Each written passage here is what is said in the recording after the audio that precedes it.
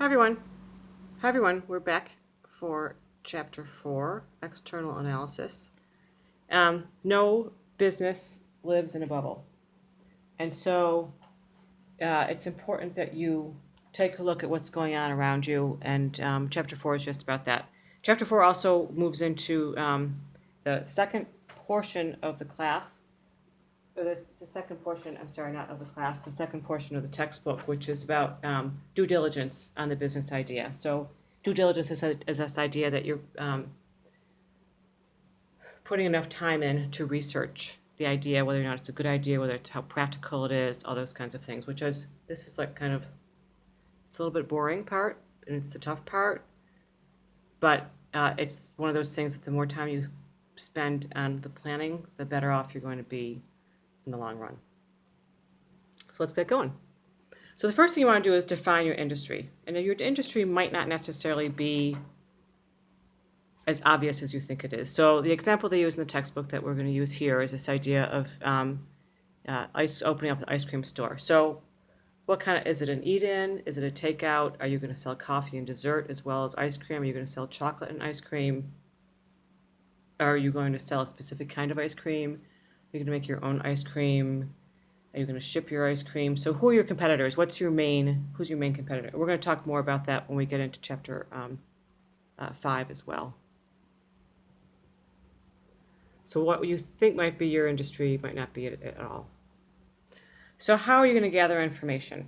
So most information can be found online, through all sorts of different searches. The only thing that I caution you about that is, not all resources are created equally, and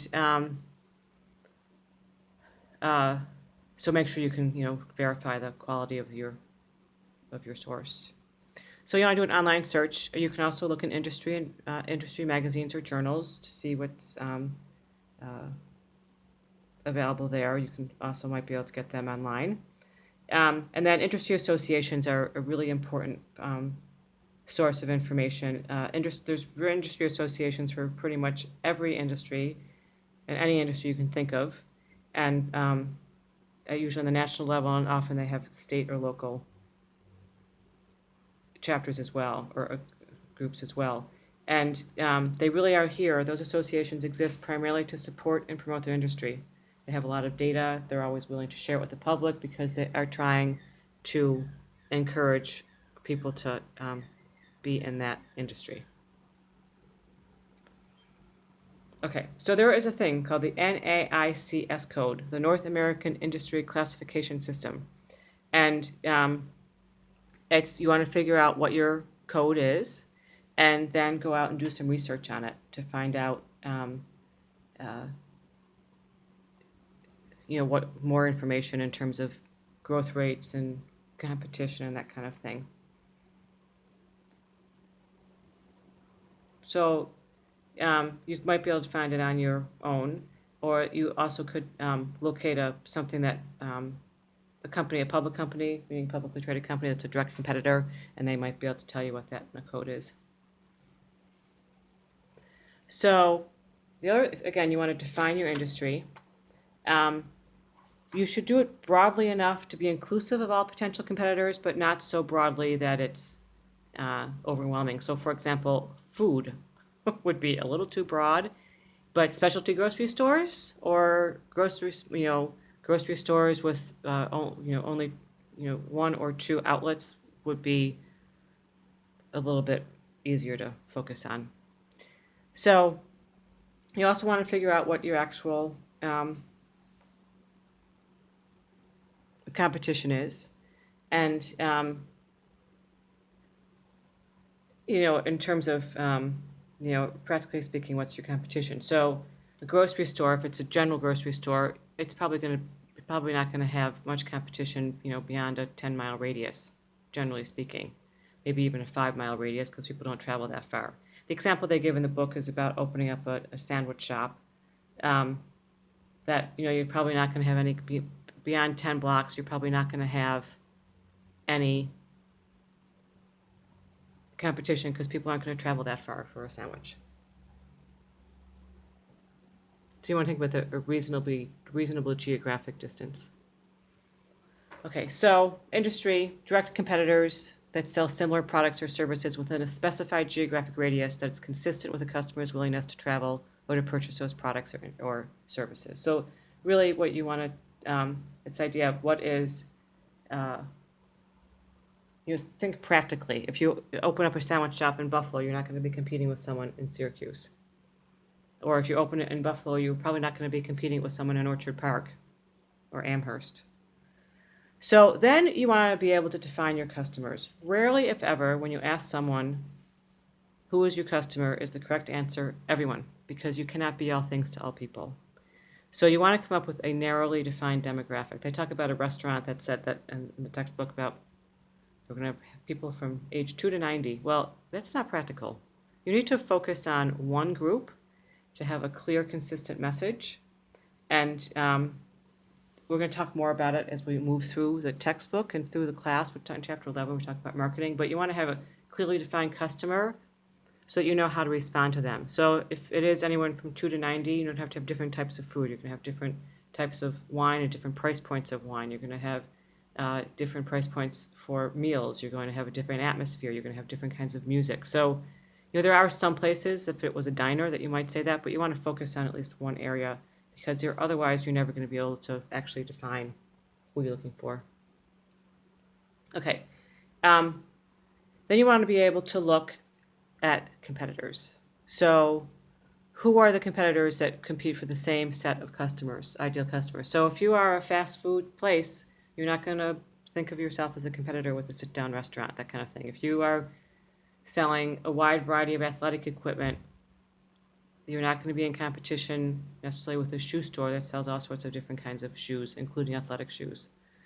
So you want to be able to get as much, and you usually want to do this on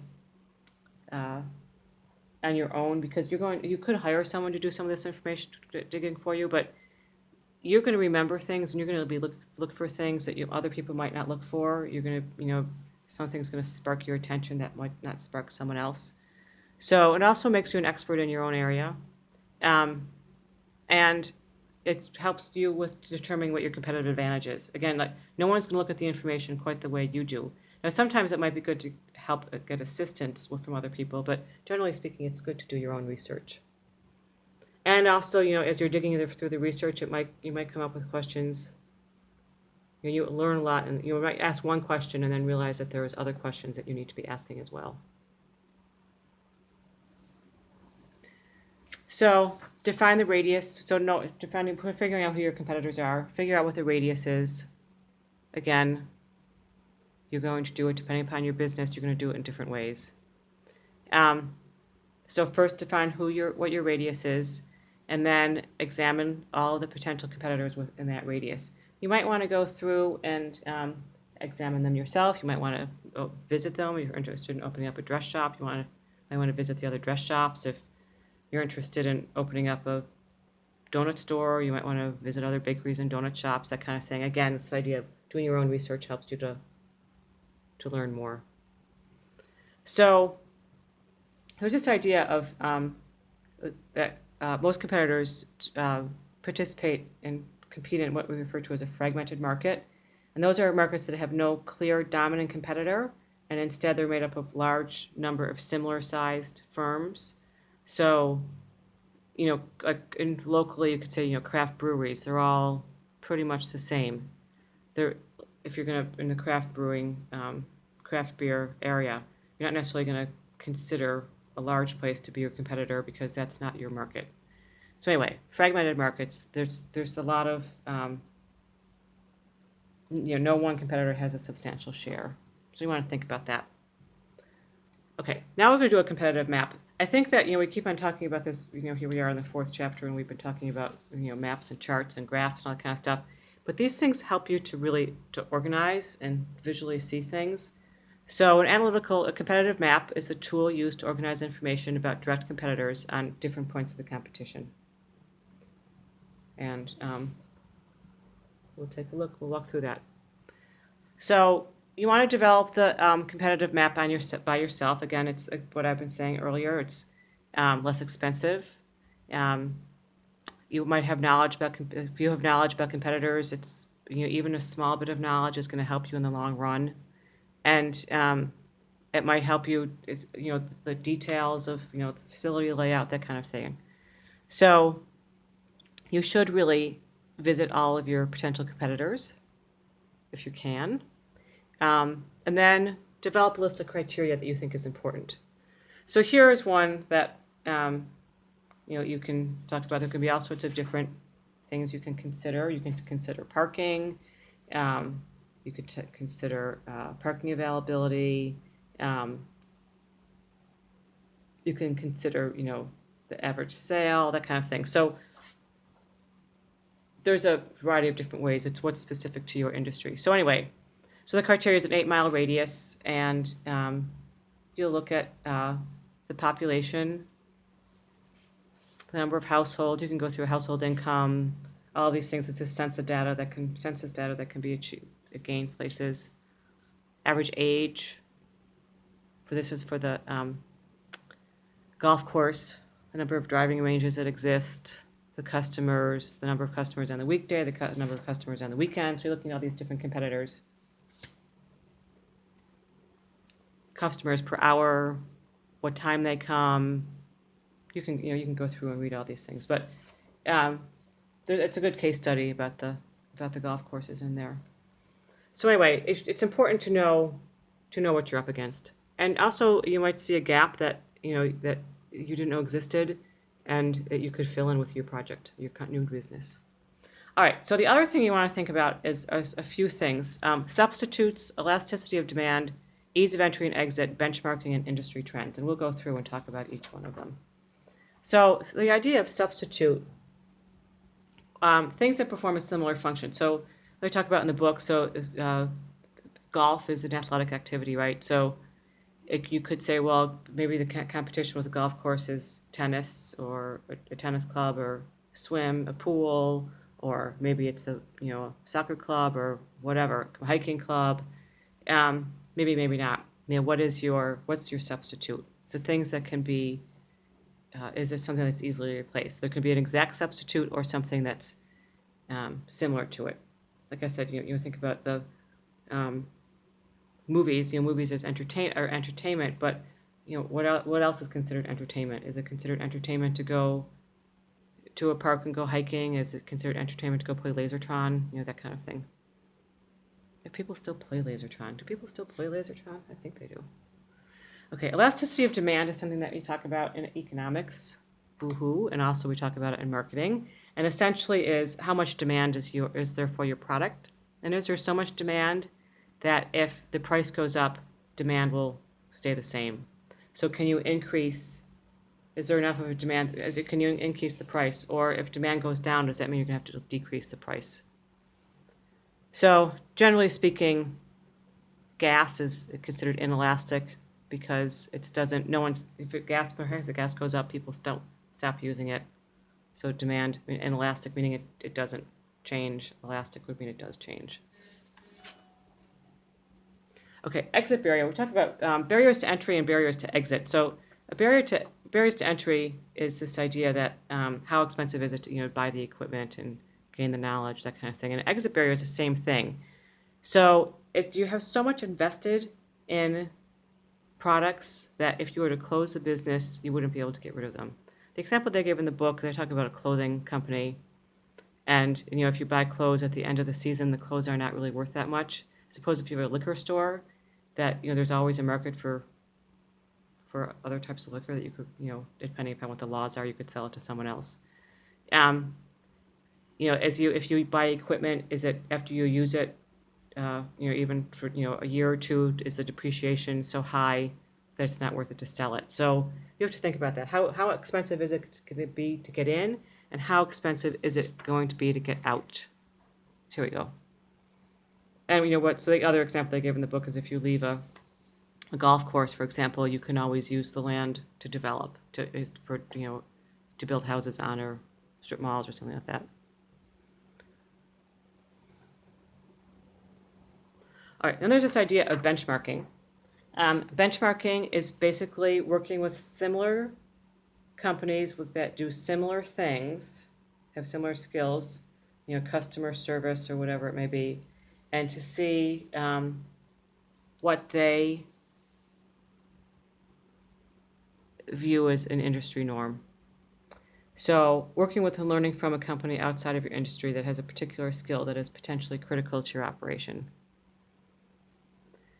So what is it, how many people can you serve in an hour, at a fast food restaurant compared to how many people might, go through at the ice cream shop?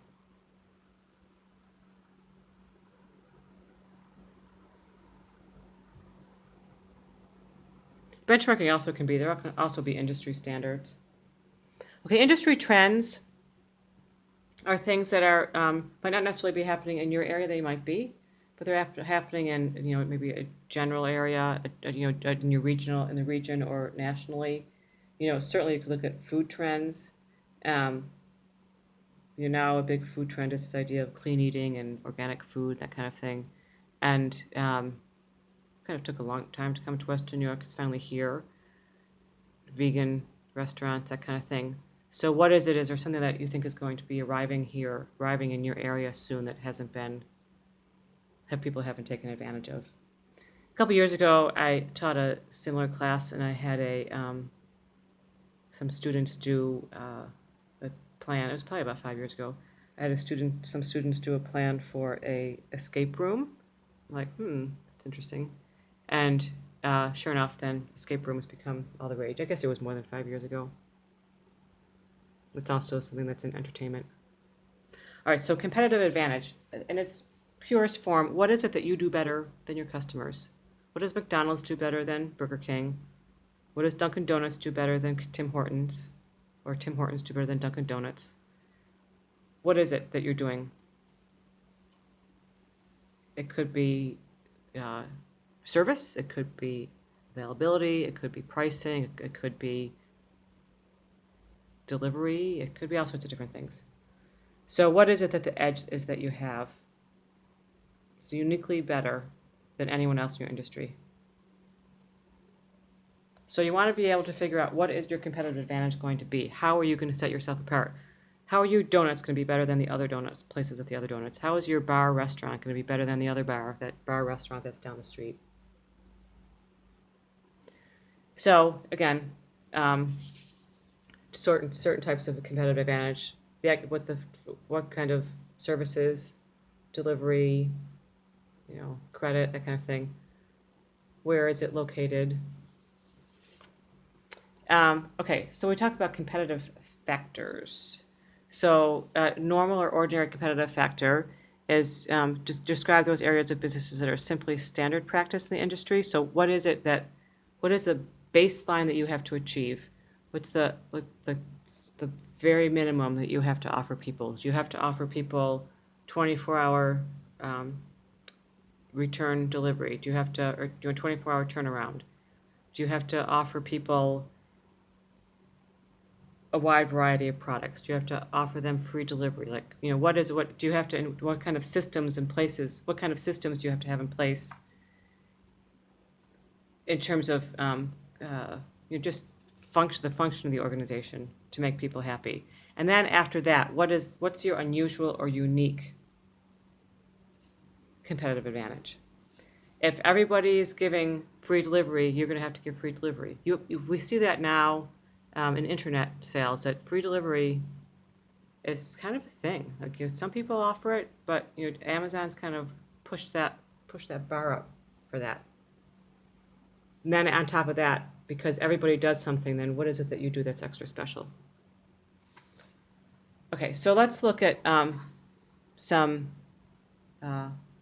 company evaluation of resources and capabilities. So these are things you want to think about when you think about a new restaurant. So what is it that they're talking about, ambiance, and what is expected, what's the norm, and then what's potentially unique. And you'll get some of this information from going around and doing your own analysis. So again, another list of some, normal business resources, and then what are some unique capabilities. All right, and then you want to do a resource-based analysis, which is essentially looking at what is it that you can afford, basically. So it's this idea that it's a theoretical approach and practical methodology that examines the functioning of a business in terms of whether a product or service simultaneously meets the criteria of being rare, durable, non-substitutable, and valuable. So this idea that what is it like? With this list back here, is having a touch screen at the table, is that really durable and interesting enough? I don't know. Having chefs and unique outfits, is it really unique enough? Is it what the people are looking for? So is it worth looking at? And here we go. This just explains it more. To develop into a competitive advantage, unusual products or services have to meet the following criteria. They have to be rare, durable, non-substitutable, and have some value. So that's it. We're at the end of this chapter already again. So we look at how we let's review some of the things we talked about. How the entrepreneur decides what constitutes the industry that they're in, and they have to sort of limit the defined industry. So don't kind of be all over the place. Try to have some sort of specific focus as to what you're looking at. Okay, that's that for chapter 4, and we'll be back here with chapter 5. Thanks, guys. Bye.